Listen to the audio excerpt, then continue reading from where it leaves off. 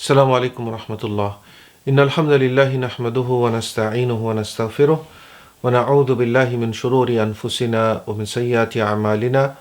من يهده الله فلا مضل له ومن يضلل فلا هادي له وأشهد أن لا إله إلا الله وحده لا شريك له وأشهد أن محمدا عبده ورسوله. أما بعد فإن أصدق الحديث كتاب الله وخير الهدي هدي محمد صلى الله عليه وسلم وشر الأمور محدثاتها وكل محدثة بدعة وكل بدعة ضلالة وكل ضلالة في النار.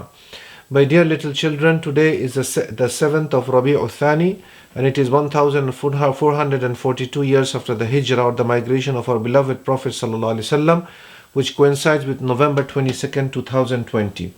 I'm really excited to start this new series under the title of the Prophets and the Messengers series, which will be the title or the series of discovering the real story of Prophet Isaa Ibn Maryam, Jesus the son of Mary. For very many reasons, this prophet is very important for us, not only because all the prophets and messengers are special and we all believe in them, but also because we live in a country where majority of the people over here, they attribute themselves to Christianity. And they claim and they talk about Prophet Jesus and Isaaa alayhas-salam and Maryam, his mother Mary, and so on and so forth. And a lot of children, they ask questions about his birth. Was he really born during December? Is Christmas really his birthday? Can the Muslims celebrate the birthday of Prophet Jesus? And so on and so forth. A lot of question comes to the mind. So it's for that reason it's very important. Now, one of the things that we have to keep in mind, that we Muslims, the only way we can learn the true story of our prophets and messengers is if we learn the Quran and the tradition or the sunnah of our Prophet ﷺ. These are the only two sources. So you will not be able to learn about Jesus, Prophet Isaa alayhis-salam, from movies or from cartoons that they make. Do not try to learn about Prophet Isaa from that, because a lot of information will be incorrect. And you will end up learning a lot of false information about this great prophet and messenger of Allah subhanahu wa ta'ala. Prophet Isaa alayhis salam, before we start talking about him and learning about him, let's learn about his family. Now we know that Prophet Isaa's birth is a miraculous birth. He is the only baby in the history of the mankind, was, is and will be the only baby who was born without a father. There was no father involved in his birth. He was born in a miraculous way only from his mother. And maybe this is one of the reasons from the wisdom of Allah subhanahu wa ta'ala that He spoke and gave us a glimpse about the family of His mother. And InshaAllaah today, with the starting of the series, we are going to talk about the family of Imran and the birth of Maryam, the mother of Isaa sallallahu alayhi wa alihi wasallam. When it comes to the individual noble man called Imran, there is two Imran we have. One of the Imran is the father of Musa alayhi salam, because he's Musa ibn Imran, and the other Imran is the father of Maryam alayhis salam. So there are two Imran, and these two Imran are not same. They are different. As for Imran, the father of Musa, he came much earlier, because between Prophet Musa and Isa is many prophets, including Dawood and Sulaiman and many of the prophets of Bani Israel. And as for the father of Maryam, which is Imran, came much later, as we will see InshaAllaah ta'ala. Allah subhanahu wa ta'ala mentions the name of Maryam included with her father in Surah Al-Tahrim. Allah ta'ala says, وَمَرْيَمَ ابْنَةَ عِمْرَانَ الَّتِي أَحْصَنَتْ فَرْجَهَا. And Maryam, the daughter of Imran, the one who protected her chastity, meaning she was a very noble and chaste woman. She was away from all sorts of illicit manners and bad behavior that many of the girls have. She was not like that. So in this surah, in this verse, Allah Ta'ala talks about Maryam bint Imran. And on top of that, one of the greatest surah or longest surah in the Quran is, after Surah Al-Baqarah, is Ali Imran. Allah subhanahu wa ta'ala named this the second largest surah in the Quran with the name of the family of Imran. It's called Surah Ali Imran. Al, the word Al means family, or it could also mean follower. But here, most likely this means the family of Imran.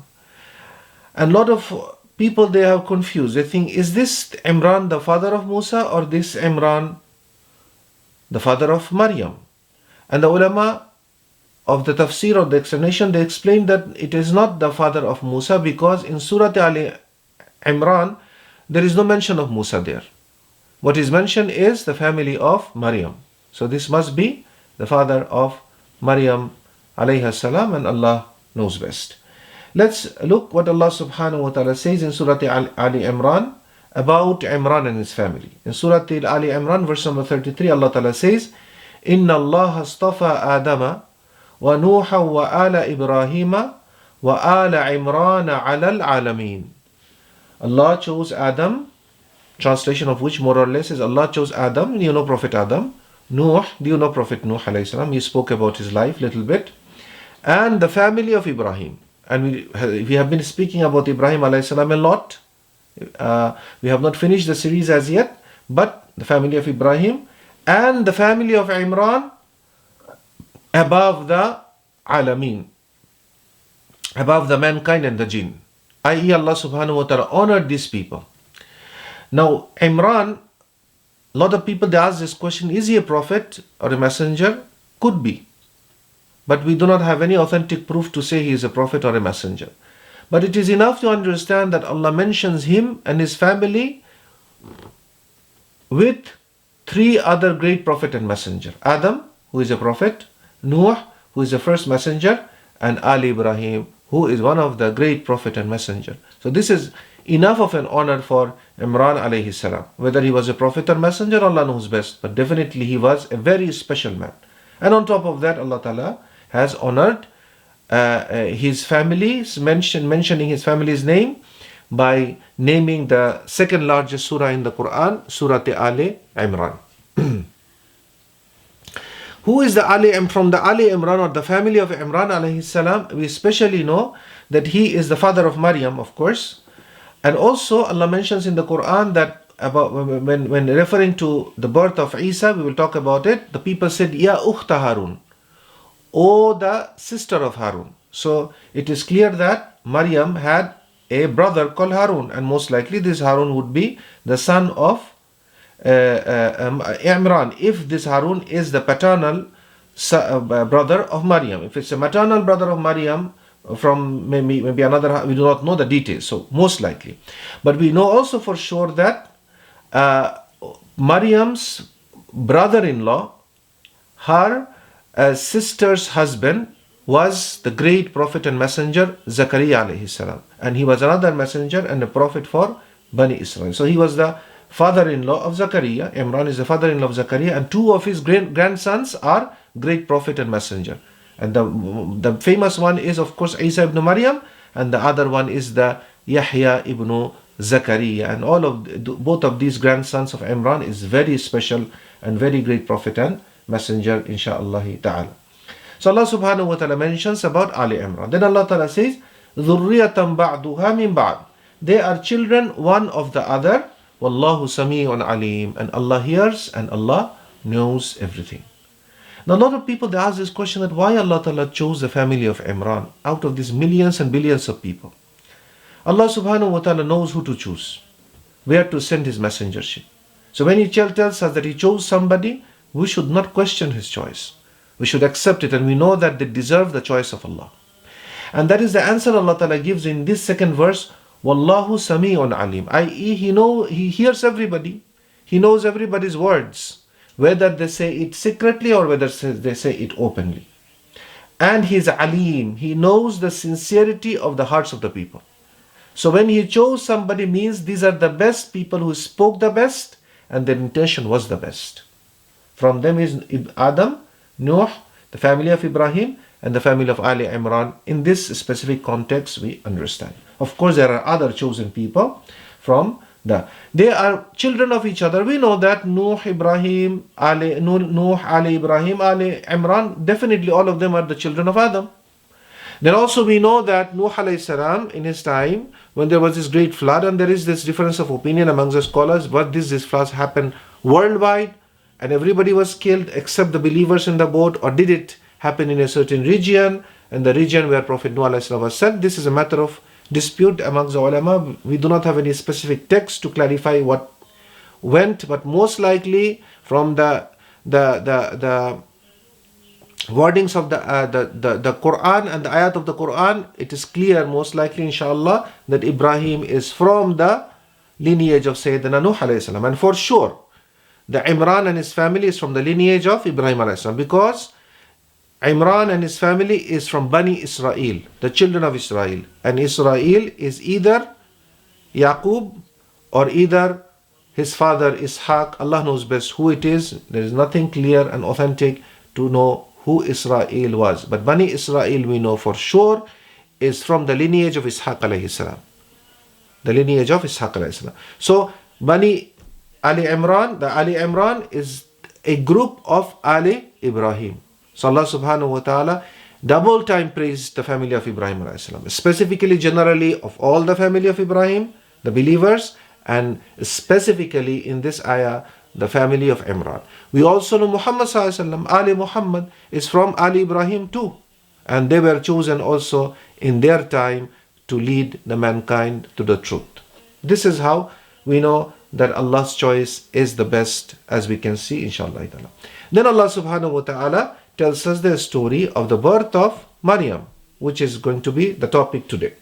Allah Ta'ala says, إِذْ قَالَتِ امْرَأَةُ عِمْرَانَ رَبِّي إِنِّي نَظَرْتُ لَكَ مَا فِي بَطْنِي مُحَرَّرًا فَتَقَبَّلْ مِنِّي إِنَّكَ أَنْتَ السَّمِيعُ الْعَلِيمُ. And remember when the wife of Imran, and this is the mother of Maryam, said, O my Lord, I have vowed to you what is in my womb. I have freed, or whoever baby is in my womb, I have freed him or her from all sorts of need and things, and I want this baby to be devoted for your service, for the service of your religion. Maybe to take care of Masjid al-Aqsa, Baitul Maqdis, or in general to serve the deen of Allah subhanahu wa ta'ala. And that shows that the mother of Maryam was an exceptionally honest and sincere lady, because Allah mentions her dua in the Quran. A lot of people, they do good things, but not all the good things Allah accepts. Why? Because they don't do it sincerely for Allah. But this woman, she made this very special, sincere dua. Allah recorded it in the Quran for us to recite. And she said, فَتَقَبَّلْ مِنِّي, accept from me. إِنَّكَ أَنْتَ السَّمِيعُ الْعَلِيمُ. Indeed, you hear everything and you know everything. Meaning, you hear my dua and you know my intention, that I'm trying to be sincere to you. So accept my dua and accept this baby. Who is the mother of Imran, the Maryam? What was her name? We do not know any authentic report to mention her name. Some of the Mufassir, they say her name is Hanna bint Faqud. They have no authentic report to trace this name to the Prophet ﷺ. So if something is not from the Prophet ﷺ, we cannot verify. Also, there is a story, you will hear some people, they'll tell you that one day Hanna bint Faqud, the supposed name of Maryam's mother, saw a bird feeding her baby and she wanted a baby and all that. All of this is story. None of this is mentioned in the Quran. None of this is mentioned in the sunnah of the Prophet ﷺ. And we do not need these additional information, which we cannot verify. We do not need them. What we have in the Quran and when we have in the sunnah is enough for us to discover the real story of Sayyidina Isaa alayhi salam and his mother Maryam alayhas-salam. Allah Ta'ala says, continue subhanahu wa ta'ala, فَلَمَّا وَضَعَتْهَا, when she gave birth, قَالَتْ رَبِّي إِنِّي وَضَعْتُهَا أُنْثَى. She said, Oh my Lord, I gave birth to a baby girl. And this lady was always communicating with Allah. You should know how to communicate with Allah. You don't have to hear Him back, but you communicate. Oh Allah, I did this today, I did this for you, please accept it from me. You can just talk to Him. Like the way these righteous people, they spoke to Allah subhanahu wa ta'ala. Rabbi inni wada'tuha untha. Oh my Lord, I have given birth to a baby girl. Wallahu a'lamu bima wada'at. And Allah Ta'ala says, Allah knows what she gave birth. Because Allah knows the value of this baby. This baby is an exceptionally honest and amazing lady. She will be the leader of the women of all time. That's Allah Ta'ala says, Wallahu a'lamu bima wada. Sometimes Allah gives us a gift, we don't understand how valuable it is. Allah knows. Then she says, and this talking goes back to the mother of Maryam, وَلَيْسَ الذَّكَرُ كَالْأُنثَى, and a boy is not like a girl. So what did she mean by this statement? A boy is not like a girl. Does she mean that she's saying this girl will not be good enough to serve Allah's religion? No. Because sometimes some girls are much better than the boys. Like Maryam alayhas-salam, like our mother Aisha, like our mother Khadija, like the Prophet's daughter Fatima. We'll talk about them more InshaAllaah in future. But what she meant by this is a boy is not equal to a girl. And we know that very well. Our mother is not like equal to father. Our mother is not like equal to the father. Similarly, our daughter is not like equal to the son. What we want our sons to do, we cannot ask our daughters to do. She will not be able to do as much as the boys can go out and do hard work and so on and so forth. Don't get me wrong. We are not saying that the girls cannot do hard work. They can do hard work too. And sometimes the girls are more hardworking than the boys. That's not the point. But in general, Allah has created the boy and girls different. And this is something we have to accept it. The boys are different than the girls. But what will make them righteous is when they obey Allah. A girl can become better than a boy, or a boy can become greater than a girl. That's another issue. But in general, when we compare, a boy is not like a girl. So that's what her point was. Because she was most likely expecting a boy. That, he would be able to do this, I would be able to do that. She was not disappointed, but she was saying, okay, this is what I have. And she's wanting Allah subhanahu wa ta'ala support and acceptance of her dua. وَإِنِّي سَمَّيْتُهَا Maryam, and I named her Maryam. وَإِنِّي أُعِيذُهَا وَذُرِّيَّتَهَا مِنَ الشَّيْطَانِ الرَّجِيمِ. So she was focused. She was not like, oh, this girl, what can she do? No, she was not depressed. She was not sad. Her face was not dark. She was not unhappy because she had the girl. She was very happy. Okay, she named her Maryam, and she said, and I seek refuge in you, seek your protection for her and also for her children, for her offspring, from the cursed shaitan. From the cursed shaitan. Now here is thus the story of the birth of Maryam finishes. There is no other details we know except one hadith. And that is the hadith of Abu Hurairah radiallahu anhu, reported by Bukhari and Muslim, Imam Ahmed and many scholars of hadith, and the hadith is authentic. The Prophet ﷺ said that there is no one born amongst the offspring of the children of Adam except that shaitan touches him. In one narration, shaitan pokes him. In another narration, shaitan hits him. And one narration from the sides of the baby. Okay? And then the baby, because of this touching or this poking or whatever hitting, the baby cries out loud. The first time when the baby cries out is because of the touching of the shaitan or the harming of the shaitan. And the ulama, they said, look how evil the devil is. I mean, nobody wants to harm a baby. The baby is the most innocent thing. Even if it's the baby of a tiger. Even the baby of the most ferocious animal, they are absolutely cute. You like to cuddle with them, play with them. And look at this shaitan. The first thing that he does is he wants to poke them. And he has not done anything. He just came out from the womb of his mother. He doesn't know anything. He doesn't know anything. And he comes and he pokes him. So the baby cries out. Except the Prophet ﷺ said, Maryam and her son. So these are the two babies in the history of the mankind. Was, is and will be the only two babies who were protected from the touching or the poking of the shaitan. And our Prophet Muhammad ﷺ, who is the best Khairil Bariyah, who is the leader of the prophets and messengers, even he was not exempted from that. And this shows that Allah Ta'ala, tilka rusul faddalnahu ba'dahum ala ba'd. Allah Ta'ala chose some messengers over other. Some prophet and messenger, Allah gave them very, very special thing. Very, very special honor that He did not give it to anybody else. It doesn't make the other prophets less in value, no. But it is just Allah chose to give him. And this way Allah Ta'ala tests us. Allah sometimes makes somebody rich, sometimes poor. Somebody, the one who is rich, but he might not have good health. The one who is poor has beautiful health. Sometimes the one who is rich looks very ugly. Sometimes the one who is poor is very handsome. Sometimes the rich, not only beautiful, not only handsome, not only strong, but also has money. And sometimes the poor, not only is poor, but he is ugly and he is weak. Allah subhanahu wa ta'ala tests people with different things. Sometimes Allah makes somebody really very smart, extraordinarily smart. Sometimes Allah doesn't give it that too much to another one. This is how Allah subhanahu wa ta'ala balances the mankind, tests each other. So we should not have any jealousy in our heart when we see our brothers having something better than us. So we should thank Allah and we should say MashaAllah and good things about our brothers when they are given the good things. And then Abu Hurairah radiallahu anhu, he said, ثُمَّ يَقُولُ Abu Hurairah recited, وَإِنِّي أُعِيذُهَا بِكَ وَذُرِّيَّتَهَا مِنَ الشَّيْطَانِ الرَّجِيمِ. And this is because, most likely because of this honest dua of Maryam as mother, and because of her very honest intention to devote this baby for the service of Allah's religion, Allah subhanahu wa ta'ala gave her this very special honor, that her daughter and her grandson would be the only two baby in the face of the whole mankind who were protected from the touching of the shaitan.